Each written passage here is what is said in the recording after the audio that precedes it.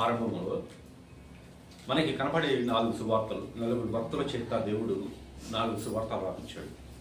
వాటిలో చివరిది ప్రాముఖ్యమైనది, అంటే మిగతా ప్రాముఖ్యమైనవి కానివి అని కాదు నా ఉద్దేశం. చాలా ప్రాముఖ్యమైనటువంటి సువార్త ఏంటంటే యోహాను సువార్త. యోహాను గారు రాసినటువంటి సువార్త. ఈ సువార్త అన్నిటికంటే భిన్నంగా ఉంటుంది. అంటే ఒక విషయాన్ని మనం సువార్తలు చదివేటప్పుడు మనం జ్ఞాపకం పెట్టుకొని చదవాలి. మత్తయి సువార్త అపోస్తలుడైనటువంటి మత్తయి గారు రాశారు. ఈయన యేసుక్రీస్తు ప్రభు వారిని ఎలా కనపరచడానికి ప్రయత్నం చేశాడంటే ఆయన ఒక రాజుగా మనకి పరిచయం చేయడానికి ప్రయత్నం చేశాడు. అట్లాగే లూకా గారు ఒక మనుష్య కుమారుడిగా మనకి కనపరచడానికి ప్రయత్నం చేశాడు. మార్కు గారు ఒక సేవకునిగా యేసుక్రీస్తు ప్రభు వారిని మనకు పరిచయం చేయడానికి ప్రయత్నం చేశాడు. ఇక యోహాను సువార్త వస్తే యోహాను గారు ఆయన దేవుని కుమారుడు, యేసుక్రీస్తు ప్రభు వారు స్వయంగా దేవుని కుమారుడే అని మనకి పరిచయం చేసేటువంటి ప్రయత్నం చేశాడు, కనపరిచేటువంటి ప్రయత్నం చేశాడు. ఈ విషయాన్ని మనకు తెలిస్తే ఆ గ్రంథాన్ని లేదంటే ఆ పుస్తకాన్ని చదివేటప్పుడు మనము ఆ స్పృహ కలిగి ఉంటే, ఆ జ్ఞానం కలిగి ఉంటే దానికి మనం లోపలికి వెళ్తున్న కొద్దీ ఆ విషయాన్ని మనం గ్రహించడానికి సులువు అవుతుంది. యోహాను గారు నిజంగానే యేసుక్రీస్తు ప్రభు వారు దైవకుమారుడు, ఆయన పరమ నుండి దిగి వచ్చి శరీరాన్ని దార్చుకొని ఇక్కడ జీవించాడు అని చెప్పడానికి ప్రయత్నం చేశాడు. అంత మాత్రమే కాదు, యేసుక్రీస్తు ప్రభు వారిని గురించినటువంటి సాక్ష్యము అనేటువంటి విషయాన్ని గురించి ఒత్తి నొక్కానిచ్చి రాసినటువంటి వాడు యోహాను గారు. అంతేకాదు, ప్రాముఖ్యమైనటువంటి 5 సాక్ష్యాలు యేసుక్రీస్తు ప్రభు వారి గురించి ఆయన రాపించాడు.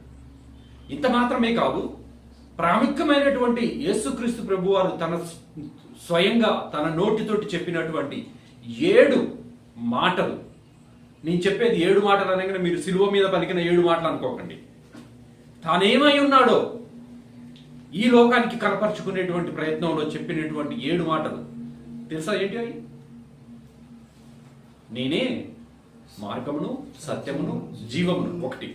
తర్వాత నేనే వెలుగును, నేనే జీవాహారమును, నేనే పునరుద్ధానమును, నేనే మార్గమును, నేనే నిజమైన ద్రాక్షావల్లిని. ఇంకొకటి ఏంటండి? నేనే పునరుద్ధానాన్ని. 7 గొర్రెలకు మంచి కాపరి. ఏమై ఉన్నాడో మనకు తెలియచేయడానికి ప్రయత్నం చేసినటువంటి మాటలు. ఈ 7 మాటలు మనకు తెలిస్తే ఈ గ్రంథంలో సత్యం ఏంటో మనకు బయలుపడతాం. మాకు తెలుసండి సత్యం అంటే ఏముంది? యోహాను సువార్త 17:17 ప్రకారం ఆయన వాక్యమే సత్యము అని కొట్టిపారేయకండి. ఈ గ్రంథము భావం మొత్తం ఏంటో అదే సత్యం. దాని గురించినటువంటి ఈ 7 మాటలు మనకు అర్థమైతే ఆ సత్యం గురించినటువంటి పరిపూర్ణమైనటువంటి జ్ఞానం మనకు కలుగుతుంది. ఆ జ్ఞానాన్ని కలగచేయటానికి బహుగా ప్రయత్నించిన వాడు యోహాను గారు అని చెప్పుకోవచ్చు. అందుకనే పిలాతు యేసుక్రీస్తు ప్రభు వారిని అడుగుతాడు అన్నమాట. యేసుక్రీస్తు ప్రభు వారు పిలాతు తోటి నేను సత్యమును గురించి సాక్ష్యం ఇవ్వటానికి నేను వచ్చాను అన్నప్పుడు పిలాతు అడుగుతాడు, ఏమని? సత్యం అనగానేమి అని అడుగుతాడు. దానికి యేసుక్రీస్తు ప్రభు వారు సమాధానం చెప్పడు. పిలాతు మళ్ళీ నేను అడిగిన దానికి సమాధానం చెప్పలేదేంది అని కూడా అడగడు. ఎందుకు తెలుసా? అది మనమే గ్రహించుకోవాలి సత్యం అంటే ఏంటో. అది ఒక్క మాటలో చెప్పగలిగేది కాదు. బైబిల్ మొత్తం చదివితే సత్యం ఏంటో మనకు అర్థమవుతుంది. దాని భావం ఏంటి అని దేవుడి దగ్గర గోజాడితే దేవుడు బయలుపరుస్తాడు. చూడండి ఏమన్నాడు? మొట్టమొదట జీవాహారముని. ఈ రాసుకోండి మీరు, నేను చెప్తుంటాను, వాటి రిఫరెన్స్లు కూడా చెప్తాను. ఈ 7 మాటలు కేవలం యోహాన్ గారు రాసినటువంటి సువార్తలోనే మనకు కనబడతాయి. వేరే మిగతా 3 సువార్తల్లో మనకు కనిపించవు ఇవి. మొట్టమొదటి జీవాహారము నేనే అన్నాడు. అది యోహాను సువార్త 6:35 నేనే లోకమునకు వెలుగు అన్నాడు. 8:12 నేనే లోకమునకు వెలుగును. 8:12 నేనే ద్వారమును. 10:7 9 కూడా అదే మాట కనబడుతుంది మనకి. నేనే ద్వారమును 10వ అధ్యాయము 7వ వచనము 9వ వచనంలో కూడా అదే మాట కనబడుతుంది. నేనే పునరుద్ధానమును 11వ అధ్యాయము 25వ వచనము. నేనే పునరుద్ధానమును 11వ అధ్యాయము 25వ వచనం. నేనే గొర్రెలకు మంచి కాపరిని 10వ అధ్యాయము 11వ వచనం. నేనే గొర్రెలకు మంచి కాపరిని యోహాను సువార్త 10వ అధ్యాయము 11వ వచనం. నీరే మార్గమును సత్యమును జీవమును 14వ అధ్యాయము 6వ వచనం. నేనే మార్గమును సత్యమును జీవమును 14వ అధ్యాయం 6వ వచనం. చివరి మాటగా నేనే నిజమైనటువంటి ద్రాక్షవల్లిని. నేను మీకు బైబిల్లో ఉన్న ఆర్డర్ ప్రకారం రాయలేదు, కానీ ఈ 7 మాత్రం మనకి యోహాను సువార్తలో మాత్రమే కనిపించేటటువంటి యేసుక్రీస్తు ప్రభు వారు తను ఏమిటో మనకి తెలియపరచుకునేటువంటి, పరిచయం చేసుకునేటువంటి ప్రయత్నం చేశాడు. ఈయనే సత్యము అని మనకి 7 మాటలు అర్థమైతే, ఈ మాటల వెనక ఉన్నటువంటి ఆ భావం ఏమిటో మనకు అర్థమైతే ఆయనే నిజమైనటువంటి సత్యము అనేటువంటి విషయం మనకు అర్థమవుతుంది. అందుకే చాలా ప్రత్యేకమైనటువంటి గ్రంథం. యోహాను గారు నేనే నిజమైన ద్రాక్షవల్లిని 15వ అధ్యాయము 1వ వచనం. యోహాను గారు యేసుక్రీస్తు ప్రభు వారికి రొమ్మున ఆనుకునేటువంటి శిష్యుడు. మనకి అదే యోహాను సువార్తలో ఒక మాట మీకు కొంచెం పరిచయం అనమాట. ఈ గ్రంథాన్ని, లేదంటే యోహాను గారు దేవుణ్ణి ఎలా అర్థం చేసుకోవడానికి ప్రయత్నం చేశాడో కొంచెం వివరణ మీకు ఇస్తే బాగుంటుంది అనేటువంటి ఉద్దేశంతో చెప్తున్నటువంటి మాట చూడండి. యోహాను సువార్తలో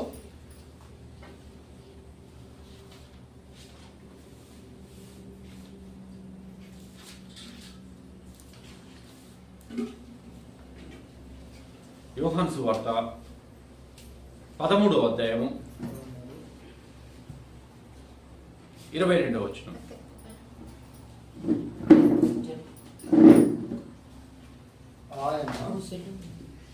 ఆయన ఎవరి గురించి ఇలాగ చెప్పాను అని శిష్యులు సందేహపడుచు ఒకరి తట్టు ఒకరు చూసుకొని చూడగా ఆయన శిష్యులలో యేసు విషయం ఏంటో మనకు తెలుసా? యేసుక్రీస్తు ప్రభు వారు ఇక సిలువ మరణానికి వెళ్లే ముందు నన్ను ఒకతను అప్పచెప్పకపోతున్నాడు, మనలో ఉన్నవాడు ఒకడు అప్పగించబోతున్నాడు అన్నప్పుడు ఎవరు అప్పగించబోతున్నారు అని శిష్యులంతా ఒకరు చూసుకొని ప్రభు ఎవరు అప్పగించబోతున్నారు అన్నటువంటి సందర్భం ఆయన ఎవరిని గురించి ఇలాగ చెప్పినాం అని శిష్యులు సందేహపడుతూ ఒకరి తట్టు ఒకరు చూసుకొని చుండగా ఆయన శిష్యులలో యేసు ప్రేమించిన యొక్కడు యేసు రొమ్మున ఆనుకుని చుండెను.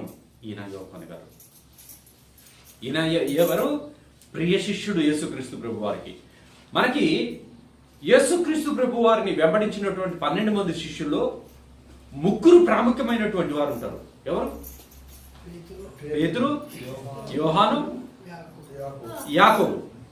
ఇంకొక ప్రాముఖ్యమైనటువంటి అంశం ఏంటంటే ఈ 3నే పర్వతం మీద తీసుకెళ్లి రూపాంతరపు కొండ మీదకి 3 తీసుకెళ్లిపోయి రూపాంతరము పొందాడు యేసుక్రీస్తు ప్రభు. అంతేకాదు పౌలు గారు కూడా వీళ్ళ గురించి ప్రస్తావిస్తూ ఎక్కడంటే గలతీలకు రాసిన పత్రిక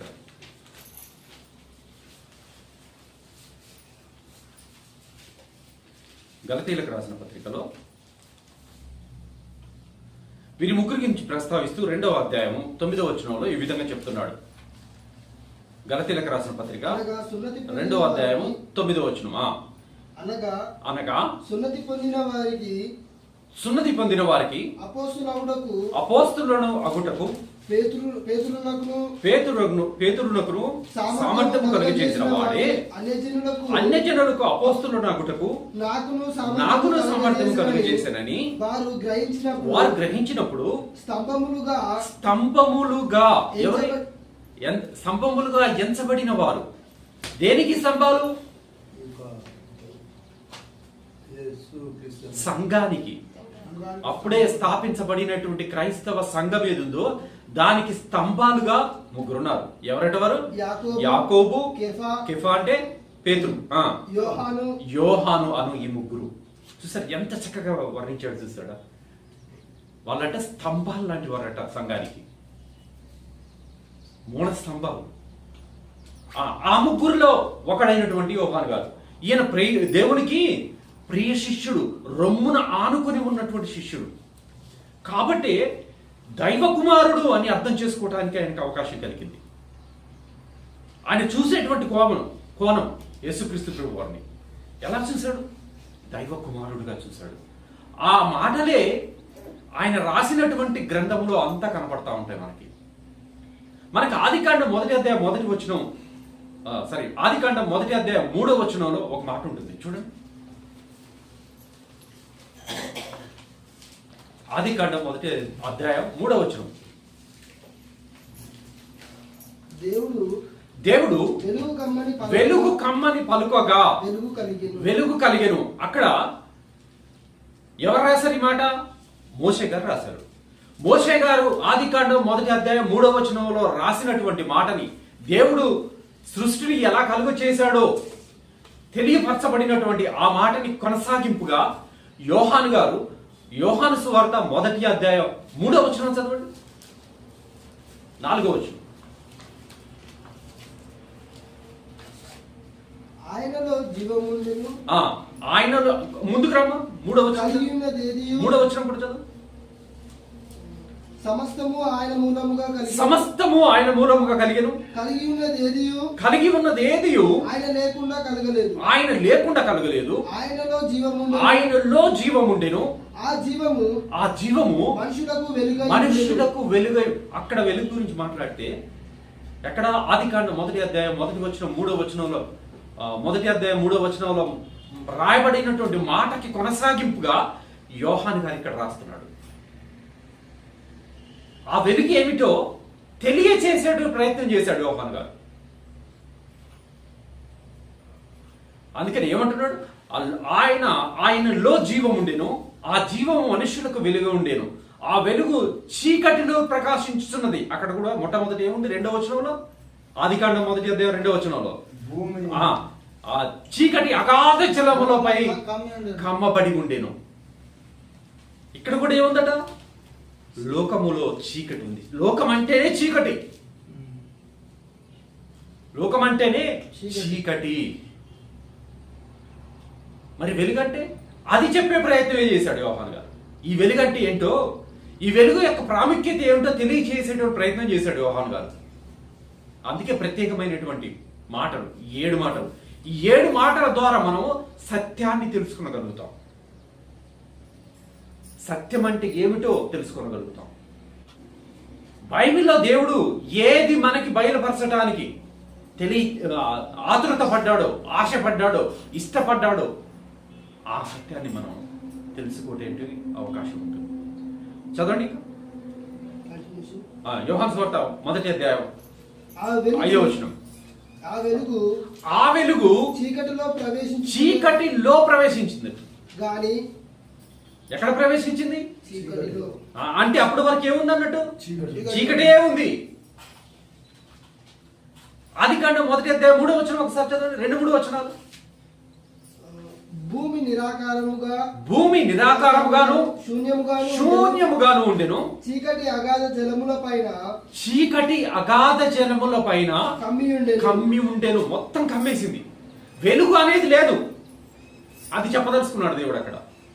దానిని కొనసాగింపే యోహాను గారు రాస్తున్నాడు ఇక్కడ. ఏముందట? చీకటి అగాధ జలముల పైన కమ్మి ఉండెను. మనకి ఒక దగ్గర రాయబడ్డటువంటి ఒక ఉపమాన భావాన్ని బైబిల్ మొత్తం అలాగే తీసుకుంటే మనం పొరపాటు పడ్డట్టే. ఎందుకు ఈ మాట చెప్తున్నానంటే, 1వ అధ్యాయం 2వ వచనం ఒకసారి చదవండి. ఆదికాండంలోనే చీకటి అగాధ జలములపై కమ్మి ఉండేను అన్నాడు కదా. ఈ జలములు అనేటువంటి మాటను మనం ఎలా తీసుకోవాలి? ప్రసంగి గ్రంథం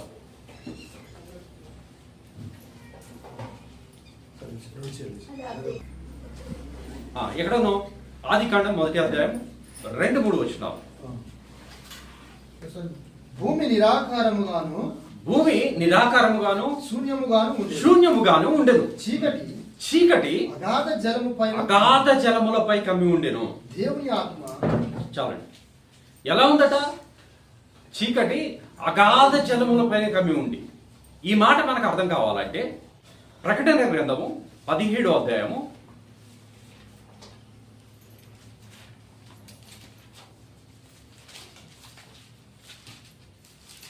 15వ వచనం. ప్రకటన గ్రంథం 17వ అధ్యాయము 15వ వచనం చదువుతున్నాం. మరియు ఆ దూత నాతో ఇలాగ చెప్పాను, ఆ వేశ్య కోరుకున్న చోట, ఆ వేశ్య కూర్చున్న చోట నీవు చూసిన జలములు అన్నాడు. చూసారా? ఆ జలములు ఏంటంటే ప్రజలను జనసమూహములను జనములను ఆయా భాషలు మాట్లాడు వారిని సూచించును. అర్థమైంది? మనం ఎక్కడి నుంచి వచ్చాం? ఇక్కడికి ఆదికాండం 1వ అధ్యాయం 2వ వచనం నుంచి వచ్చాం. అక్కడ మహాజలములు అన్నాడు. చూసారా? అగాధ జలములు అన్నాడు. ఆ జలములు అంటే వివరణ ఏంటో తెలుసుకోవడానికి అక్కడికి వచ్చాం మనం. ఇక్కడ ఏమి రాయబడి ఉంది మరి? ఆ జలాల గురించినటువంటి భావం ఏంటట? జలములు ప్రజలను, ఆ జలాలు ప్రజలను, జనసమూహములను, జనములను, ఆయా భాషలు మాట్లాడు వారిని సూచించుతున్నది. అంటే ఇప్పుడు చీకటి ఎవరి మీద ఉందన్నట్టు? జనాల మీద. అది సంగతి. ప్రజల మీద.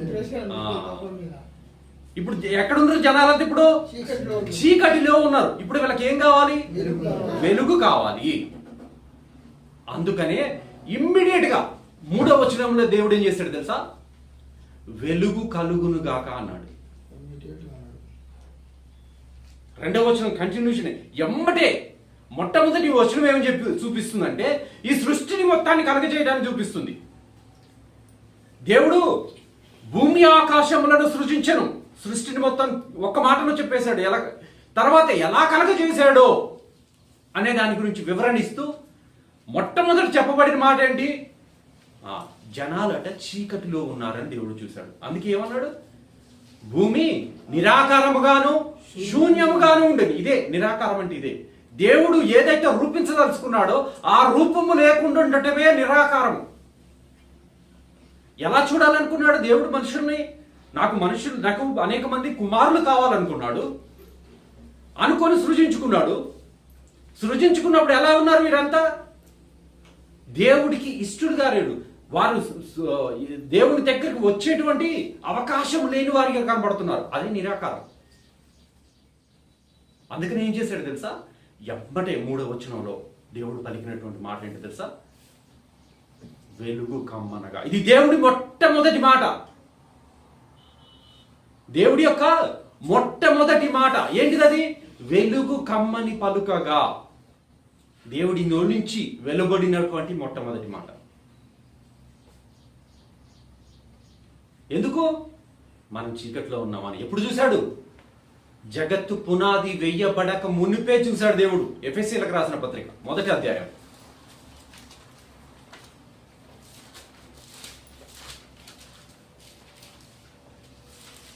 6వ వచనం చదవండి. ఎట్లనగా తన ప్రియుని యందు. ఇక్కడ కొన్ని విషయాలు మీకు నేను చెప్పదలుచుకున్నాను. ప్రతి వచనాన్ని జాగ్రత్తగా గమనించండి. ఇప్పుడు చదవండి. ఎట్లనగా తన ప్రియుని యందు. తన గుర్తుపెట్టుకోండి, అండర్లైన్ చేసుకోండి. తన ప్రియుని యందు. ప్రియుడు ఎవరు? యేసుక్రీస్తు ప్రభు వారు. తాను ఉచితంగా. ఇది తాను రెండవది. ఇది స్లో అండి, నెమ్మదిగా. తన అనేటువంటి పదం 7 సార్లు మనకు కనబడుతుంది ఈ వచనంలో. అంటే దేవుడు తన చిత్తాన్ని మనకు తెలియచేసేటువంటి ప్రయత్నం చేస్తున్నాడు. ఒక మాటని తన కోసము అని 7 సార్లు ఉచ్చరించాడంటే దేవుడు, అది ఎంత ప్రాముఖ్యమైనటువంటి మాట మనకు అర్థం కావాలి. ఇప్పుడు చదవండి. ఎట్లనగా తన ప్రియుని యందు తాను ఉచితముగా. ఎలా ఇచ్చాడట? ఉచితముగా ఇచ్చాడు. ఎవరి యందు ఇచ్చాడు? తన ప్రియుడైనటువంటి యేసుక్రీస్తు ప్రభువునందు ఇచ్చాడు. తాను ఉచితముగా మనకు అనుగ్రహించిన తన కృపా మహిమ. మళ్ళీ తన వచ్చింది 3వసారి తన అని పలకటం. తన కృపా మహిమకు కీర్తి కలిగినట్లు. ఎందుకట? తన కృపా మహిమకు కీర్తి కలగటం కోసం తను మనలని ఏర్పరచుకున్నాడు, మనలని సృజించుకున్నాడు, మనలను కలుగు చేశాడు, మనలను భూమి మీదకి తీసుకొచ్చాడు, మనలను పుట్టించాడు. ఎందుకు? తన కోసము, తన చిత్త ప్రకారం, తన దయా సంకల్పము చొప్పున, తన కృపా మహిమకు కీర్తి కలగటానికి. చూసారా ఎన్ని తనాలు ఉన్నాయో? అంటే ఇప్పుడు మనకి ఒక విషయం అర్థం కావాలి. ఏమని? నేను నా ఇష్టానుసారం బ్రతకడానికి నేను భూమి మీదకి రాలేదు. నా తల్లిదండ్రుల ఆశపడి కంటే నేను భూమి మీదకి రాలేదు. నా బ్రతుకు నేను బ్రతకడానికి it's my life, it's my style, నా ఇష్టం అని నువ్వు జీవించడానికి నీకు అధికారం లేదు అని దేవుడు చెప్పడానికి అంతగా ప్రయాసపడ్డాడు. అంతే కదా? ఏమంటారు? నా ఇష్టం, నా లైఫ్, నా జీవితం. నీ జీవితంగా దేవుడు నీకు అనుగ్రహించాడు. దేవుడి దయా సంకల్పం ఇది. దయా సంకల్పం. దయతోటి నిన్ను భూమి మీదకి తీసుకొచ్చుకున్నాడు. ఎందుకు తెలుసా? తనకి మహిమ కలగటానికి. ఫ్యాన్ ఉంటుందండి. ఎందుకు వేస్తాం ఫ్యాన్? ఫ్యాన్కి అవసరమా గాలి? మనకు అవసరమే కదా. వర్షాలు ఎందుకు పడుతున్నాయండి? వర్షానికి అదేమన్నా నీళ్ళు తాగుతుందా? వర్షం కాదు కదా. మనకు అవసరం కనుక కదా. మనకి తాగడానికి నీళ్లు కావాలి, పొలం పండించాలంటే నీళ్లు కావాలి, ఇంట్లో అవసరాలకు నీళ్లు కావాలి. కాబట్టి వర్షం కురవాలి. సూర్యుడు ఎందుకండి?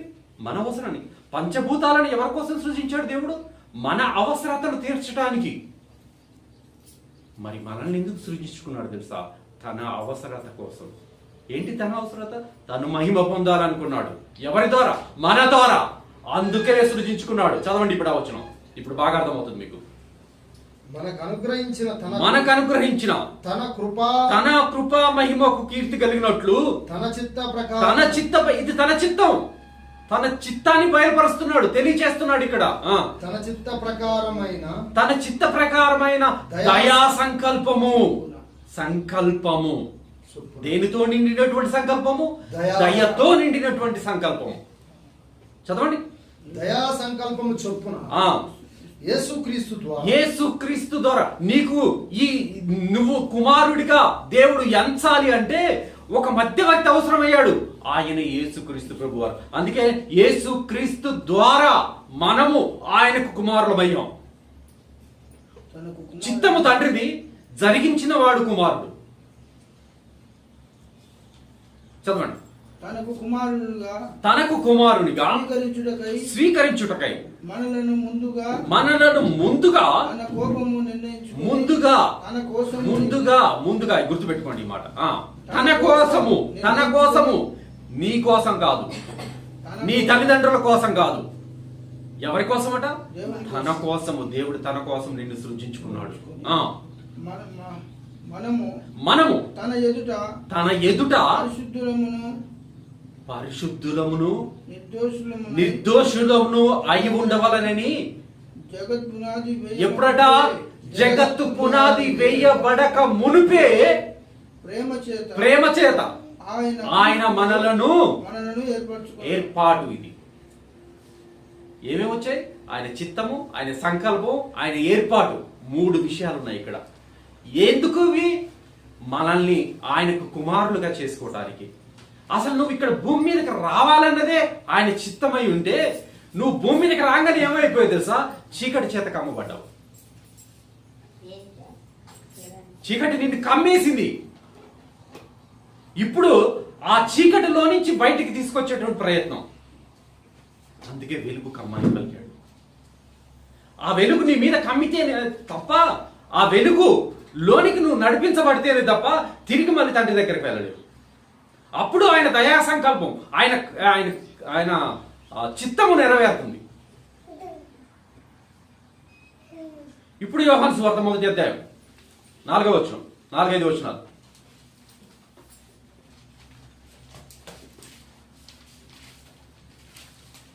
కలిగి ఉన్నదేదియు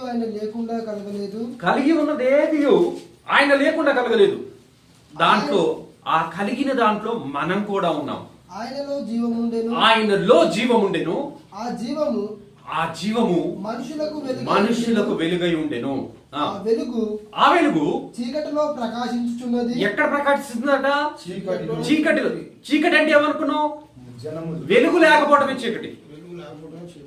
ఏమన్నా ఎఫెసీయులకు రాసిన పత్రికలో ఉన్నాడు, మీరు పరిశుద్ధులను నిర్దోషులునై ఉండాలన్నాడు. ఉండుటకు నేను మిమ్మల్ని పిలుచుకున్నాను. అదే వెలుగంటే. మనం నిర్దోషులమును పరిశుద్ధులమును అయి ఉండటమే వెలుగుతో నిండి ఉండటం. పేతురు గారు రాసిన మొదటి పత్రిక 2వ అధ్యాయం 9వ వచనం. పేతురు గారు రాసిన మొదటి పత్రిక 2వ అధ్యాయం 9వ వచనం.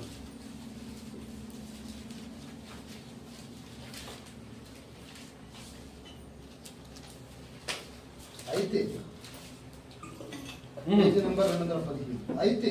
అయితే మీరు చీకటిలో నుండి ఎక్కడున్నాం అన్నట్టు ఇప్పుడు మనం చీకటిలో చీకటిలో ఉన్నాము. ఆశ్చర్యకరమైన ఇప్పటికీ చీకటిలోనే ఉన్నామా, వెలుగులో ఉన్నామా? చీకటిలో నుంచి వెలుగులోకి వచ్చేసామా? వచ్చాను అనుకుంటే తర్వాత నేను అడగబోయే ప్రశ్నలకు సమాధానం చెప్పాల్సి ఉంటుంది. చీకటిలో నుంచి ఆశ్చర్యకరమైనటువంటి మామూలు వెలుగు కాదు ఇది. తన వెలుగులోని ఆశ్చర్యకరమైనటువంటి తన వెలుగు లోనికి మిమ్మల్ని పిలిచిన వాని గుణాతిశయములను ప్రచురము చేయు నిమిత్తమై ఇదిగో మళ్ళీ ఇక్కడ ఏర్పాటు వచ్చింది సరే. ఇది దేవుడి ఏర్పాటు. మొట్టమొదటి ఏమిటిది? అసలు మన భూమి మీదకి రావటమే ఆయన ఏర్పాటు, ఆయన సంకల్పం, ఆయన చిత్తం. ఇక్కడ మళ్ళీ చీకట్లో నుంచి వెలుగులోనికి పిలుచుకున్నాడు. ఇది కూడా దేవుడి చిత్తమే.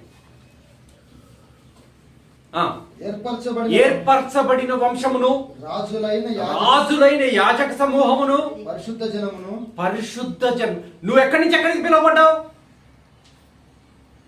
చీకటిలో నుంచి వెలుగులోనికి పిలువబడ్డావు. వెలుగులోనికి పిలువబడ్డ తర్వాత నువ్వేమయ్యావు తెలుసా? నువ్వు పరిశుద్ధుడిగా అయ్యావు. పరిశుద్ధత కలిగి ఉండటమే వెలుగు, వెలుగుతో నింపబడటం. నువ్వు అంతకుముందు ఎక్కడున్నావు? చీకట్లో. చీకటి ఏంటన్నట్టు ఇప్పుడు అపరిశుద్ధత. యోహాన్ గారు రాసిన యోహాను సువార్త 3వ అధ్యాయం 18వ వచనం.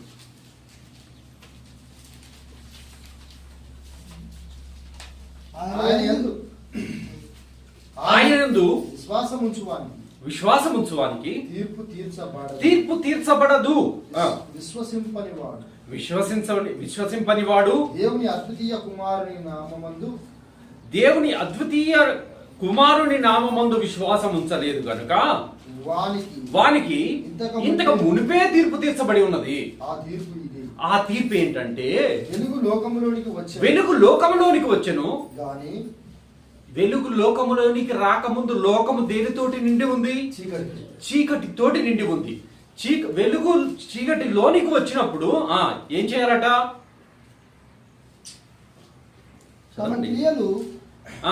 తమ క్రియలు చెడ్డవైనందున వెలుగు లోకములోనికి వచ్చెను కానీ తమ క్రియలు చెడ్డవైన ఇదే చీకటి. హృదయము చెడుతనముతోటి నిండి ఉండటమే చీకటి. ఇప్పుడేమైంది? లోకములోనికి వెలుగు వచ్చింది. చెడుతనముతోటి నిండి ఉన్నటువంటి మన హృదయాన్ని ఇప్పుడు దేనితోటి నింపుకోవాలంటే వెలుగుతోటి నింపుకోవాలి. అప్పుడు మనం వెలిగించబడిన వాళ్ళం అవుతాం. అప్పుడు వెలుగుతోటి నింపబడిన వాళ్ళం అవుతాం. అప్పుడు ఏమవుతుంది? చీకటి బయటికి వెళ్ళిపోతుంది. చీకటి అంటే ఏమనుకున్నాం? చదవండి ఎక్కడ ఆడ వచనం చదవండి. నాకు వేరే క్వశ్చన్ లేవద్దు. వచనం తమ క్రియలు చెడ్డవైనందున వెలుగు లేక ముందు ఉన్నటువంటి ఏముంది? హృదయంలో చెడ్డతనం ఉంది. అదే చీకటి. ఎప్పుడైతే మన హృదయంలోనికి వెలుగు వస్తుందో అప్పుడేమవుతుంది తెలుసా? ఆ చెడ్డ క్రియలు బయటికి వెళ్ళిపోతాయి. అదే చీకటి. ఆ చీకటి బయటికి వెళ్ళిపోతుంది అనమాట. అప్పుడు వెలుగుతోటి మన హృదయం నిండుతుంది, మన జీవితం నిండుతుంది, మన బ్రతుకులు నిండుతాయి, మన కుటుంబం నిండుతుంది, మన సమాజం నిండుతుంది. దేవుడు ఆశించినటువంటి వెలుగు సంబంధమైనటువంటి లోకంగా కనపడుతుంది ఈ లోకం. అందుకొచ్చింది ఈ వెలుగు అనేటువంటిది లోపలికి, వెలుగులో లోకంలోనికి వచ్చి తమ క్రియలు చెడ్డవైనందున మనుషులు వెలుగును ప్రేమించక చీకట్లో ఉన్నాడు. వెలుగు వచ్చినప్పుడు అబ్బా వెలుగు వచ్చింది అనుకోవాలి కదా, అనుకోలేదు కదా. మనకి ఫ్యాన్ లేకపోతే కరెంట్ లేదు కాబట్టి ఫ్యాన్ లేదు. కరెంట్ వచ్చింది అనుకో, అబ్బా కరెంట్ వచ్చిందని ఫ్యాన్ వేసుకుంటాం కదా. అట్లాగే లైట్ కూడా, కరెంట్ లేదు, కరెంట్ వచ్చింది, లైట్ వేసుకొని అబ్బా వెలుగు వచ్చింది అనుకుంటాం. కానీ ఇప్పుడు అలా పరిస్థితి అలా లేదు ఇక్కడ. ఎందుకు తెలుసా? చీకటికి అలవాటు పడిపోయింది, చెడుతనానికి అలవాటు పడిపోయింది లోకం. ఏమనుకుంటున్నారు తెలుసా? నేనున్నది వెలుగే, నేనున్నది వెలుగులోనే అని అనుకుంటున్నారు. కాబట్టి అసలైనటువంటి వెలుగును గుర్తించలేకపోయారు. అందుకనే అసలైన వెలుగు ఒకటి ఉండెను. చదవండి, యోహాను సువార్త 1వ అధ్యాయం. ఆదియందు వాక్యం ఉండెను. అక్కడ కాదండి, 6వ వచనం కంటిన్యూ చేయండి. దేవుని యొద్ద నుండి పంపబడిన ఒక మనుషుడు ఉండెను. దేవుని యొద్ద నుంచి పంపబడిన మనుషుడు ఒకడు ఉండెను. అతని పేరు యోహాను. ఆయన మూలముగా అతని మూలముగా అందరూ విశ్వసించినట్లు అతడు ఆ వెలుగును గురించి సాక్ష్యం ఇచ్చాడు. ఏ వెలుగు అయితే లోకములోనికి వచ్చిందో అంటే యేసుక్రీస్తు ప్రభు వారు లోకానికి వచ్చాడు. ఆయనే వెలుగు అని అన్నాడు కదా. చదవండి. వెలుగును గురించి సాక్ష్యం ఇచ్చుటకు, వెలుగును గూర్చి సాక్ష్యం ఇచ్చుటకు సాక్షిగా వచ్చాడు. యోహాను గారు ఎందుకు వచ్చాడట? బాప్తిజం ఇచ్చు యోహాను గారు ఎందుకు వచ్చాడు? సాక్ష్యం ఇచ్చడానికి. యేసుక్రీస్తు ప్రభు వారే నిజమైనటువంటి వెలుగు అని సాక్ష్యం ఇవ్వడానికి వచ్చాడు. అర్థమవుతుందా అండి? బాప్తిజం ఇచ్చు యోహాను, ఆయన పేరు, ఆయన వృత్తి ఇదే, ఆయన పంపించబడినటువంటి పని ఇదే. ఎందుకు బాప్తిజం ఇస్తున్నాడు? వెలుగును వెలుగుగా లోకానికి పరిచయం చేయడానికి బాప్తిజం ఇస్తున్నాడు. వెలుగును వెలుగుగా లోకం గుర్తించాలని, గుర్తింపబడేటువంటి స్థితిలోనికి రావాలని బాప్తిజం ఇస్తున్నాడు. అర్థం కాలేదు కదా? చదవండి, నేను చూపిస్తాను చూడండి. ఇప్పుడు 33వ వచనం. నేను ఆయనను ఎరగనైతిని కానీ నీళ్లలో బాప్తిజం ఇచ్చుటకు నన్ను పంపినవాడు నీవెవని మీద ఆత్మ దిగి వచ్చి నిలుచుట చూతువో ఆయనే పరిశుద్ధాత్మలో బాప్తిజం ఇచ్చువాడని నాతో చెప్పెను. ఈయనే దేవుని కుమారుడని నేను తెలుసుకొని సాక్ష్యం ఇచ్చాను. అక్కడేమన్నాడు? వెలుగును గురించి సాక్ష్యం ఇవ్వడానికి వచ్చాను అన్నాడు. ఇక్కడ ఏమంటున్నాడు? ఈయనే దేవుని కుమారుడు. అంటే ఆ వెలుగు, ఈ దేవుని కుమారుడు ఒకటే, ఆయనే ప్రభు అయిన యేసుక్రీస్తు. ఈ సాక్ష్యం ఇవ్వటానికే, నా మార్గమును సరళము చేయటానికి యెషయా గారు పలికినటువంటి ఒక శబ్దం నీకంటే ముందుగా వస్తుందని ప్రవచనం ఉంది. చూసారా ఎంత గొప్ప ప్రణాళిక దేవుడిది. ఆ వెలుగు గురించి ఒకరు సాక్ష్యం ఇస్తేనే తప్ప ఈయనే నిజమైనటువంటి వెలుగు అని గుర్తించలేనటువంటి స్థితిలో ఉన్నారని దేవుడికి తెలుసు. కాబట్టి ముందుగానే 6 నెలల ముందుగానే ప్రభువు కంటే ముందుగా యోహాను పంపించాడు లోకంలో. ఇప్పుడు ఆయన సాక్ష్యం ఇస్తున్నాడు, ఈయనే నిజమైనటువంటి వెలుగు. చదవండి 9వ వచనం. నిజమైన వెలుగు ఉండెను, అది లోకంలోనికి వచ్చుచు ప్రతి మనుషుని వెలిగించుచున్నది. ఒక్కొక్కరిని వెలిగించుకుంటూ వస్తుంది ఆ వెలుగు. ఆయన లోకంలో ఉండెను. చూసారా ఎందుకు వచ్చిందట? మనుషులను వెలిగించటానికి వచ్చింది, వెలుగుతో నింపటానికి వచ్చింది, వెలుగులో నడిపించటానికి వచ్చింది. వెలుగంటే ఇప్పుడు నీలో నుంచి చెడుతనముని తీసేసుకోవటమే వెలుగు. అదే పరిశుద్ధత, పవిత్రత. చదవం. మనుషులు మీ సత్క్రియలను చూసి, క్రియలు 3వ అధ్యాయంలో ఏమన్నాడు? మీ దుష్ట క్రియలు అన్నాడు. చూడండి ఒకసారి మళ్ళీ యోహాను సువార్త 3వ అధ్యాయంలో 19వ వచనం. ఆ తీర్పు ఇదే, వెలుగు లోకమునకు వచ్చాం కానీ తమ క్రియలు చెడ్డవైనందున మనుషులు, అది చీకటి అనుకున్నాం, చెడ్డ క్రియలు చీకటి కదా. ఇక్కడ ఏమంటున్నాడు తెలుసా? 5వ అధ్యాయంలో చదవమ్మా ఇప్పుడు. దుష్కార్యములు చేయు ప్రతివాడును వెలుగును ద్వేషించును. వెలుగును మనలో ఎప్పుడైతే ఆ దుష్ట క్రియలు, ఆ దుష్కార్యములు మనలో ఉంటాయో మనం వెలుగును ప్రేమించలేము. వెలుగులోనికి రావడానికి ఇష్టపడం. కంటిన్యూ చేయండి అన్నమాట. తన దుష్క్రియలు తన దుష్క్రియలు తన దుష్క్రియలుగా కనబడినట్లు దుష్క్రియలుగా కనపడకుండా ఉండు నిమిత్తము వెలుగునొద్దకు వాడు వెలుగులోనికి రాడు. సత్యవర్ధుడమైతే చూసారా, అంటే ఒప్పుకోవడానికి ఇష్టపడ్డా అనమాట వాడు, కానీ ఒప్పించడానికి దేవుడు ఒకరిని పంపించాడు. ఇక్కడేమో వెలుగు లోపానికి వచ్చింది ఆయన యేసుక్రీస్తు ప్రభువారు. ఈయనే వెలుగు అని ఒప్పించడానికి సాక్ష్యం ఇచ్చాడు యోహాను గారు, కరెక్టే. కానీ ఆయన సాక్ష్యం మాత్రమే ఇచ్చాడు, కానీ ఇంకొక ఆయన ఉన్నాడు తెలుసా, ఆయన ఎవరో తెలుసా? పరిశుద్ధాత్మ దేవుడు. ఈయనే నిజమైన వెలుగు. ఆయన సాక్ష్యం చెప్పడం కాదు, ఒప్పిస్తాడు మనల్ని.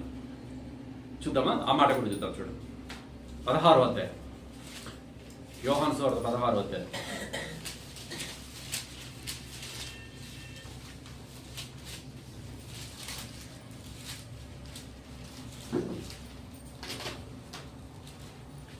ఎనిమిదో వచనం, యోహాను సువార్త 16వ అధ్యాయం 8వ వచనం. ఆయన వచ్చి పరిశుద్ధాత్మ దేవుడి గురించి పరిచయం చేస్తూ మాట్లాడుతున్నటువంటి మాట. ఆయన వచ్చి పాపమును గూర్చియు నీతిని గూర్చియు తీర్పును గూర్చియు లోకమును ఒప్పుకొన చేస్తాడు, ఒప్పిస్తాడు నిన్ను. ఏమని తెలుసా? నేను పాపంలో ఉన్నానని, నీతి అనేది యేసుక్రీస్తు ప్రభు వారి కలుగుతుందని. ఆ మూడో మాట ఏంటమ్మా? తీర్పును గూర్చియు. ఏంటా తీర్పు? అక్కడ చెప్పాడు 3వ అధ్యాయం. ఎవడైతే యేసుక్రీస్తు ప్రభు వారిని వెలుగు అని నమ్మలేదో వాడికి అదే కదా, ఇది తీర్పు. ఈ 3 విషయాలు పరిశుద్ధాత్మ దేవుడు మనల్ని ఒప్పిస్తాడు. మనం పాపం చేశామని, అంటే దుష్క్రియలతో నిండి ఉన్నామని, మనకి వెలుగు అవసరమని, ఆ వెలుగే యేసుక్రీస్తు ప్రభు వారని, ఆయనను నమ్మడం ద్వారా నీతి వస్తుందని, ఆయనను నమ్మకపోతే తీర్పులోనికి వస్తావని ఒప్పించేవాడు పరిశుద్ధాత్మ దేవుడు. పరిశుద్ధాత్మ దేవుడు గురించి కూడా యోహాను గారు రాసినట్టు ఇంకెవరు రాయలేదు. ఆయనను పరిచయం చేయటం, పరిశుద్ధాత్మ దేవుడిని పరిచయం చేసిందే యోహాను గారు. చూడండి, కీర్తన 119వ కీర్తన 130వ వచనం. దావీదు గారు ఏమంటున్నాడు చూద్దాం. 119వ కీర్తన 130వ వచనం. నీ వాక్యములు వెల్లడి అగుటతోడనే వెలుగు కలుగును. ఇప్పుడు మనకి యోహాను సువార్త 1వ అధ్యాయం 3వ వచనం ఏం జరిగిందని? ఆ వాక్యము వెల్లడైంది. పైనుంచి మొదటి నుంచి అది ఇప్పుడు యోహాను గారు చెప్పడానికి ప్రయత్నం చేసేది అదే. ఆదియందు వాక్యం ఉండెను, ఆ వాక్యము దేవుడి వద్ద నుండెను, ఆ వాక్యమే దేవుడే ఉండెను. ఆయన ఆదియందు దేవుడి వద్ద ఉండెను. అంటే ఆయన అనేది దేనితోటి రిప్లేస్ చేయబడ్డది? వాక్యముతోటి రిప్లేస్ చేశాడు ఆయన అనేటువంటి పదాన్ని. వాక్యం అనే పదం దగ్గర ఆయన అనేటువంటి పదాన్ని కూర్చాడు. ఇప్పుడు మనం ఆ వాక్యము చదవము. ఆ వాక్యము దేవుని యొద్ద ఉండెను, సమస్తమును ఆయన మూలముగా కలిగెను. ఆ వాక్యం వల్ల మూలముగా కలిగెను. కలిగి ఉన్నదేదియు వాక్యము లేకుండా కలగలేదు. ఆయనలో జీవముండెను, ఆ వాక్యములో జీవముండెను. ఆ జీవము మనుష్యులకు వెలుగై ఉండెను. ఇప్పుడు 119వ కీర్తన 130వ వచనం. నీ వాక్యములు వెల్లడి అగుట. అది చూసారా ఎంత బాగా కనెక్ట్ అయిందో చూసారా? నీ వాక్యములు ఎప్పుడైతే యేసుక్రీస్తు ప్రభు వారు భూమిలోనికి అదే వెల్లడి కావటం అంటే, అంత ముందున్నాడా? ఉన్నాడు. కానీ ఇప్పుడేం జరిగింది? మనకి కనపరుచుకున్నాడు. ఎలా? శరీరధారి అయి కృపా సత్య సంపూర్ణుడిగా మనకు కనపరుచుకున్నాడు. ఈయన రావడంతో వెలుగొచ్చింది. ఇక్కడ కీర్తనకారుడు కూడా అదే అంటున్నాడు. నీ వాక్యము వెల్లడి అగుటతోడనే వెలుగు కలిగేను. వాక్యం దగ్గరికి రమ్మంటే రావు. అంటే ఎక్కడికి రమ్మంటున్నానంటే, ఈయన 9 గంటలకు వాక్యం స్టార్ట్ అవుతుందని తెలుసు. 9 గంటలకు వాక్యం స్టార్ట్ అవుతుంది అంటే ఎక్కడికి వస్తున్నట్టు? వాక్యంలోనికి వస్తున్నావు అంటే వెలుగులోకి వస్తున్నట్టు. మరి వెలుగులోనికి రావడానికి జాగు చేస్తున్నావు అంటే ఎక్కడున్నట్టు నువ్వు? క్రియలు చెడ్డమైనప్పుడు చీకటిలో ఉన్నాడు. దేనితో నీ హృదయం నిండి ఉందని చెడువాడు. అర్థం చేసుకోండి. నాకేం సమాధానం చెప్పక్కర్లే. పరిశుద్ధాత్మ దేవుడు నీలో ఉంటే ఒప్పిస్తాడు ఆయనే. అందుకే ఆయన కూడా పరిచయం చేశాను మీకు. చూడండి, అదే 119వ కీర్తనలోనే 105వ వచనం. నీ వాక్యము నా పాదములకు నీ వాక్యము నా పాదములకు దీపమును ఆ నా త్రోవకు వెలుగై ఉన్నది. నా త్రోవకు నీ వాక్యము నా పాదములకు దీపములాగా ఉంది. దీపం వెలిగి ఏం చేస్తుంది? చీకట్లో ఉంటే చీకట్లో ఉన్నాము. మనకు తెలుసు కదా, ఇప్పుడు కరెంట్ బాగా వచ్చింది, పొలాలలోకి పోయినా కానీ టార్చ్ లైట్లు, లేదంటే ఇప్పుడైతే ఇంకా అడ్వాన్స్ ఏంటి, సెల్ ఫోన్ పట్టుకొని పోతుంది, దాంట్లో టార్చ్ ఉంటుంది కాబట్టి. ఒకప్పుడు ఏం చేసేవాళ్ళు తెలుసా? పొలానికి వెళ్తే దీపము పట్టుకొని పొలంకి వెళ్ళేవాళ్ళు. అది ఎక్కడ? పైన పట్టుకోరు, కింద పట్టుకుంటారు. ఎందుకు? కాళ్ళ దగ్గర ఒకవేళ కాలు ఎక్కడ పడుతుందో తెలియకుండా కాలు పడితే పొలం గట్లు కదా, పొలం గట్ల మీద పాములు ఉండొచ్చు, తేళ్లు ఉండొచ్చు, ఇంకా ఏమైనా ఉండొచ్చు, విష పురుగులు ఏమైనా ఉండొచ్చు. ఒకవేళ కరెక్ట్ గా మడివి, దాని ఏమంటారు, మడే కదా మధ్యలో ఉండేది గట్టు, మడి మీద పడకుండా అటు ఇటు పడితే పడిపోయేటువంటి అవకాశం ఉంటుంది. కాబట్టి ఏం చేస్తాం? ప్రతి అడుగు జాగ్రత్తగా పడునట్లుగా దీపాన్ని ముందు పట్టుకుంటాం కాలుకు దగ్గర. నీ కాలు తొట్టిల్లి లేకుండా నడిపించేది వాక్యం, దీపమై నడిపించేది వాక్యం. ప్రతి అడుగు జాగ్రత్తగా వేయించేది వాక్యం. అదే చెప్పదలుచుకున్నాడు కీర్తనకారుడు. నా పాదములకు దీపము, ప్రతి అడుగు అంటే నా నడవడిక, నా ఆలోచనను సరిచేసేటువంటిది వాక్యం. తర్వాత మాట, నా త్రోవకు వెలుగై ఉన్నది. నా త్రోవకు వెలుగై ఉన్నది. ఏ త్రోవలో ఉన్నాం మనం ఇప్పుడు? త్రోవ తప్పిన వాళ్ళు చాలా మంది ఉన్నారు. అందుకని నా త్రోవకు వెలుగిచ్చేటువంటిది, వెలుగుతో నింపేది. నువ్వు వెలుగులో నడుస్తావు. చూడండి, ఇంకా యోబు గ్రంథం 33వ అధ్యాయం 29వ వచనం. యోబు గ్రంథము 33వ అధ్యాయము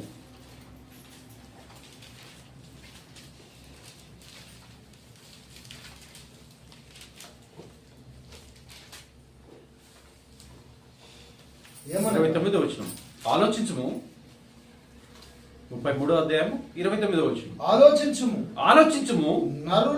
నరులు సజీవులకు ఉండు వెలుగు చేత నింపబడినట్లు, వెలిగింపబడినట్లు కూపములో నుండి వారిని మరలా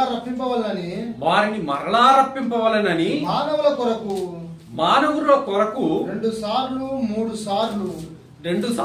3 సార్లు ఈ క్రియలన్నిటినీ దేవుడు చేయవాడై ఉన్నాడు. అర్థమైందని మాట. 28వ వచనం నుంచి చదవండి. కూపములోనికి దిగిపోకుండా నా ప్రాణమును ఆయన విమోచించి ఉన్నాడు. నా జీవము అన్నాడు సార్. వెలుగును సూచించి నేను కాదా? నేను అని ఎందుకనలేదు? నా జీవం అన్నాడు. ఏంటి అంటే? నేను వేరే, నా జీవం వేరేనా? నా ప్రాణం వేరే, నా ఆత్మ వేరే, నా హృదయం వేరేనా? కాకపోతే దేవుడు ఒక మాట అన్నాడు, నీ పూర్ణ హృదయంతోని, నీ పూర్ణ మనసుతోను, నీ పూర్ణ ఆత్మతోనూ నీ దేవుడైన యెహోవాను ప్రేమించవలెను. 3 వేరు కాకపోతే 3 మాటలు ఎందుకు అన్నాడు? 3 సార్లు ఎందుకు అన్నాడు? ఒకసారి చెప్తే నువ్వు అన్ని సరిపోయేదిగా. 3 వేరే సమయం వచ్చినప్పుడు దేవుడు అవకాశం ఇస్తే మాట్లాడుతున్నాం. చదవండి ఇక్కడ. నా జీవము వెలిగించుచున్నది. నా జీవము వెలుగును చూచుచున్నది. దేన్ని చూస్తుందట? ఏంటిది చూసేది? ప్రాణమా? శరీరమా? జీవము. మనుష్యుడు నీ సత్క్రియలను చూసి, మీ తండ్రిని, మనుష్యుడు అంటే లోకంలో నీ సత్క్రియలను చూసి పరలోకమందున్నటువంటి నీ తండ్రి మహిమపరచబడులాగున వారి ఎదుట మీ వెలుగు నీ వెలుగును అంటే నీ సత్క్రియలను ప్రకాశించనియండి. నీ సత్క్రియలను చూసి దేవుడు మహిమపరచబడాలి. అదే నువ్వు లోకానికి వెలుగుగా ఉండటం. అలాంటి క్రియలు మనం జరిగిస్తున్నాం ఆ లోకలు. అబ్బా వీడు నిజమైన క్రైస్తవుడు రా అన్నట్లుగా ఉన్నాయి మన క్రియలు, మన మాటలు, మన నడవడిక, మన భాష, మన ధోరణి. చెప్పండి, ఎందుకు అలా ఉండలేకపోతున్నాం? అంటే నిజమైన వెలుగు లేదు మనలో. అందుకే నిజమైన వెలుగు ఉండేను అన్నాడు. మనమేమనుకుంటున్నాం? చీకట్లో ఉండి వెలుగులో ఉన్నాం అనుకుంటున్నాం. అది నిజమైన వెలుగు కాదు.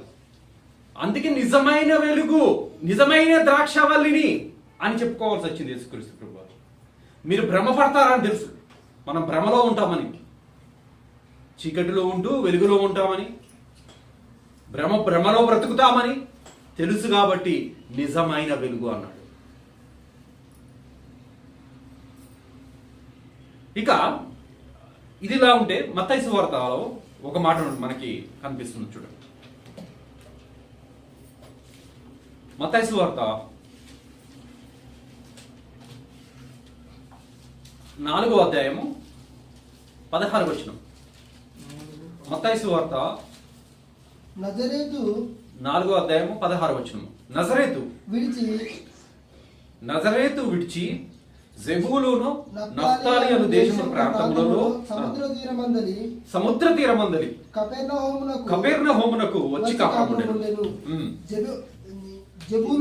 జెబూలూను దేశమును నఫ్తాలి దేశమును యోర్దానుకు ఆవలనున్న సముద్ర తీరమున అన్యజనులు నివసించు గలిలయలు చీకటిలో కూర్చుండి ఉన్న గలిలయలు అంటే ఒక దేశాన్ని గురించే మాట్లాడుతున్నాడు. చూసారా ఎలా ఉందట అది? చీకటిలో కూర్చుండి ఉన్న జనములను గొప్ప వెలుగును చూచెరి. మరణ ప్రదేశములోను. ఈ సందర్భం ఏంటిది? యేసుక్రీస్తు ప్రభు వారి జనన సందర్భం, పుట్టినటువంటి సందర్భంలో తర్వాత ఏం జరిగింది?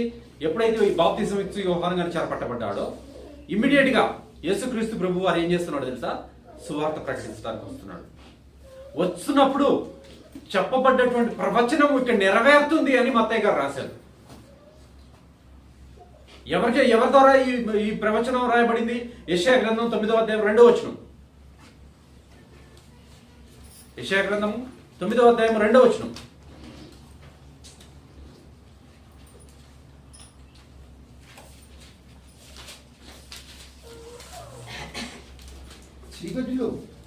చీకటిలో నడుచు జనులు గొప్ప వెలుగును చూస్తురు. మరణాఛాయ గల దేవుని వాసుల మీద దేశ నివాసుల మీద వెలుగు ప్రకాశించును. నీవు జనమును విస్తరింపజేసి ఉన్నావు. చాలండి. ఏమంటున్నాడు? చీకటిలో నడుచు జనులు గొప్ప వెలుగును చూస్తున్నారు. మరణఛాయ గల దేశ నివాసుల మీద వెలుగు ప్రకాశించు. మరణఛాయ గల దేశ నివాసుల మీద పైన ఏమన్నాడు? చీకటిలో నడుచు జనులు గొప్ప వెలుగును చూసేదారు. ఇది కరెక్టే. చీకటిలో ఉన్నారు కాబట్టి వెలుగు అవసరం, వెలుగులోనికి ఇప్పుడు గొప్ప వెలుగును చూస్తారన్నాడు. కానీ ఇక్కడేమంటున్నాడు? మరణఛాయ గల దేశముల మీద వెలుగు ప్రకాశించును. మరణఛాయ అంటే మరణానికి దగ్గరగా ఉన్నవాడు. వాడికి ఏం కావాలి? ఇప్పుడు మరణం దగ్గరగా ఉన్నవాడికి ఏం కావాలి? జబ్బు చేసినోడికి ఏం కావాలి? వైద్యం కావాలి. మరణానికి దగ్గర ఉడుకున్నోడికి ఏం కావాలి? జీవం కావాలి. కానీ ఇక్కడ ఏమంటున్నాడు? వెలుగు కలుగును అన్నాడు. నిర్గమకాండం 10వ అధ్యాయం 21వ వచనం చూడండి.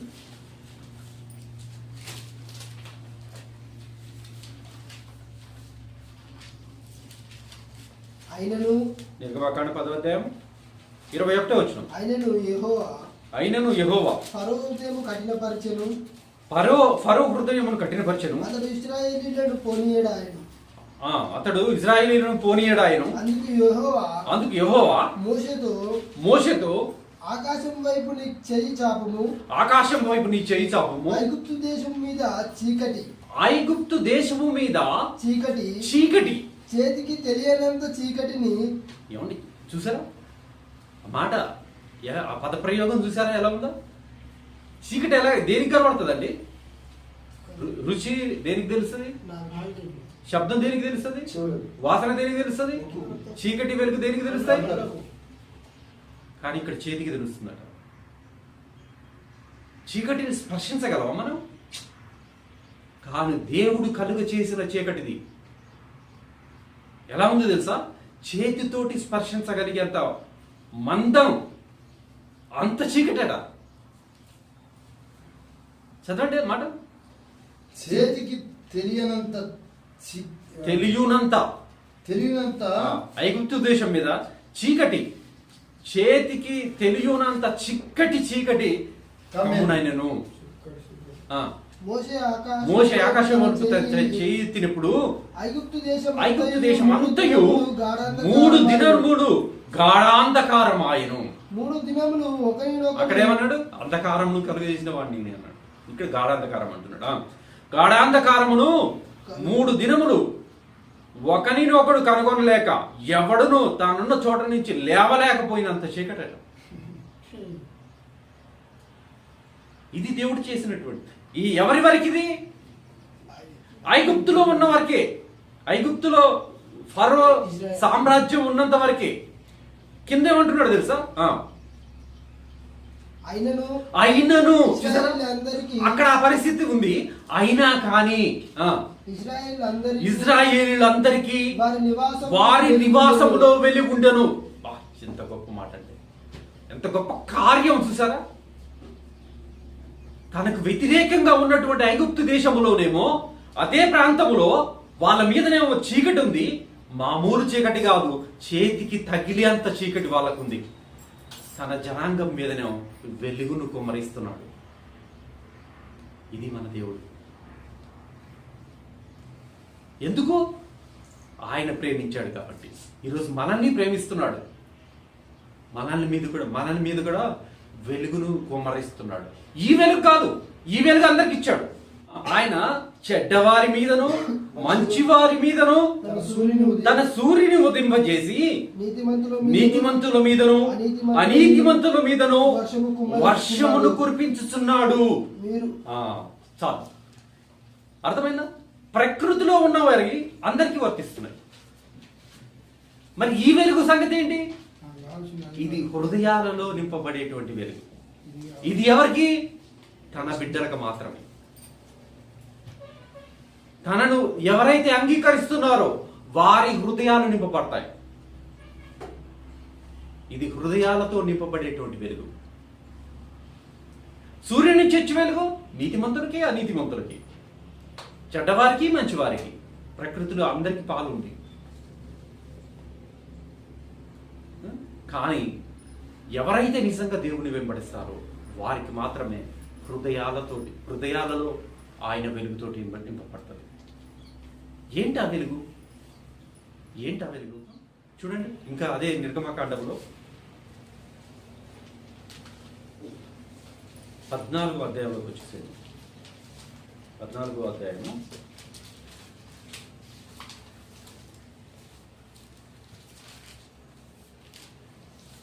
19వ వచనం.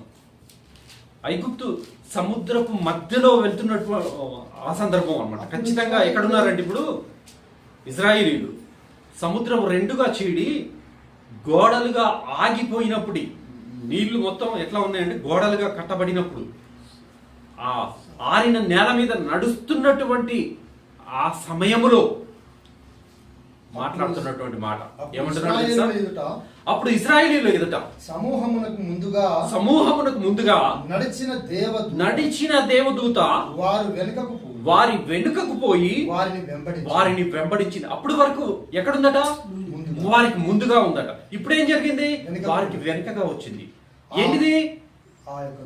దేవదూత. ఆ మేఘస్తంభం, ఆ దేవదూత అట మేఘస్తంభం అంటాడు. మేఘస్తంభం అంటే ఏంటి అన్నప్పుడు దేవదూత అంటే సేవకుడు. వారి ఎదుట నుండి పోయి వారి వెనకకు, ఇప్పుడు సమూహం వెనకకు వచ్చేసింది ఆ మేఘస్తంభం. అది ఐగుప్తీయుల సేనకు ఐగుప్తీయుల సేనకు ఇశ్రాయేలీల సేనకు నడుమ నడుమ ప్రవేశించెను. చూసారా, ఇజ్రాయిల్ ముందెళ్తున్నారు, ఐగుప్తు సైన్యం అంతా తర్వాత వెంబడిస్తుంది, చంపడానికి వచ్చేస్తున్నారు. ఇప్పుడు వారిద్దరికి మధ్యకి ఈ మేఘం వచ్చేసింది, ఈ దేవదూత వచ్చేసాడు. వచ్చేసి అది మేఘము గనుక వారికి చీకటి కలిగెను. ఎవరికి? వారికి చీకటి కలిగెను గాని వారికి చీకటి కలిగెను గాని రాత్రి అది వీరికి వెలుగునిచ్చెను కనుక. చూసారా, ఒకటే నేను, ఒకటే స్తంభం, ఒకటే దేవదూత. వీళ్ళకి వెలుగునిస్తున్నాడు, వాళ్ళకేమో చీకటి. ఆ రాత్రి అంటే ఇప్పుడు ఎవరికి ముందున్నాడు?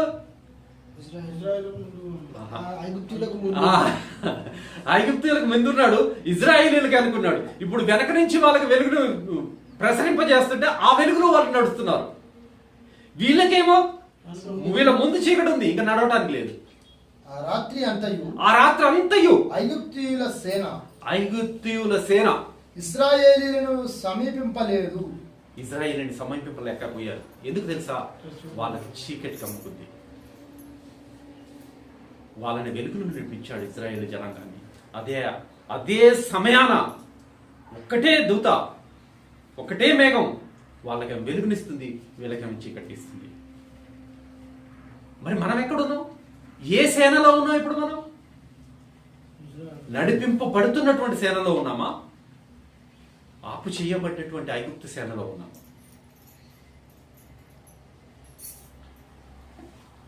ఆలోచన చేయండి. చూసారా ఎంత అద్భుతమైనటువంటి దేవుడు మాటలు రాపించాడు. చూడండి, ఇంకా అదే యెషయా గ్రంథంలోనే 42వ అధ్యాయం 7వ వచనం.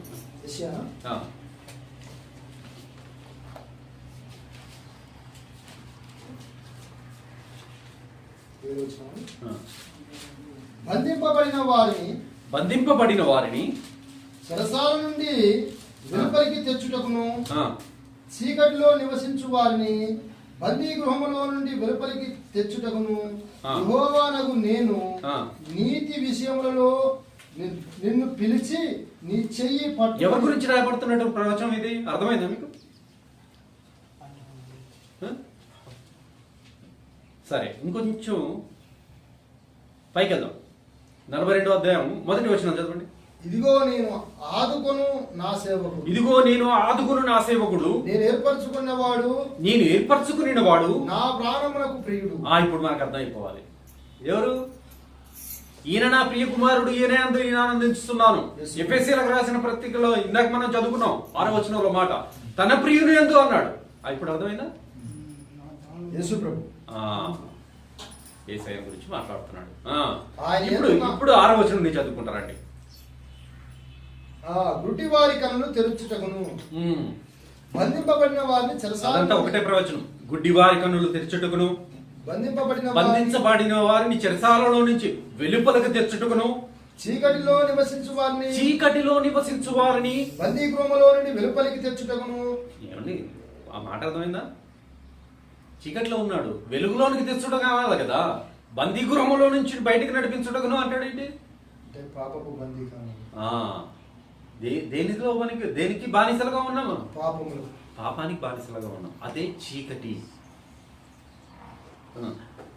చీకటిలో నివసించు వారిని బందీ గృహముల నుంచి వెలుపునకు తెచ్చుటకు యెహోవానగు నేనే నీతి విషయములో నిన్ను పిలిచి నీ చేయి పట్టుకొని ఉన్నాను. నిన్ను కాపాడి ప్రజల కొరకు నిబంధనగాను అన్యజనులకు వెలుగుగాను నిన్ను నియమించి ఉన్నాను అని యేసుక్రీస్తు ప్రభు వారి గురించి యెషయా గ్రంథం 42వ అధ్యాయంలోనే దేవుడు ప్రవచనం రాపించాడు. ఇప్పటికైనా అర్థమైందా వెలుగంటే ఏంటో? యోహాను సువార్త 1వ అధ్యాయం 3వ వచనం.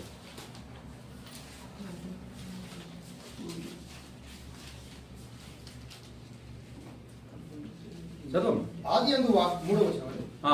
కలిగి ఉన్నది ఏది ఆయన లేకుండా కలిగి ఉన్నది ఏది ఆయన లేకుండా కలగలేదు. ఆయనలో జీవం, ఆయనలో జీవం ఉండెను. ఆ జీవం మనుషులకు వెలుగు. ఆ జీవము మనుష్యులకు వెలుగై ఉండెను. ఆ జీవము మనుష్యులకు వెలుగై ఉండెను. అర్థమైందా?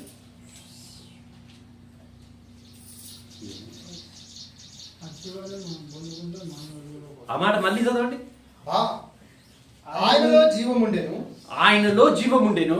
ఆ జీవం మనుషులకు వెలుగు. ఆయనలో ఉన్నటువంటి జీవము ఇప్పుడు మనకేమైందంటే వెలుగైంది. అంటే ఇప్పుడు మనం ఏమై ఉన్నాము? ఆయనలో జీవం ఉంటే ఆయనలో మనకొస్తే ఆయన జీవం మనకొస్తది. అదే వెలుగు. ఆ జీవమే వెలుగు. జీవాన్ని అనుగ్రహించటమే వెలిగించబడటము. ఇప్పుడైనా అర్థమైందా? పోనీ నిత్య జీవములోనికి నడిపించబడటమే వెలిగించబడటం, వేరే ఇంకేదో కాదు. ఆయన ఏమై ఉన్నాడు? చూడండి, హెబ్రీయులకు రాసిన పత్రికలో ఆయన గురించి రాయబడ్డటువంటి మాట ఏంటి? 7వ అధ్యాయం, హెబ్రీయులకు రాసిన పత్రిక 7వ అధ్యాయం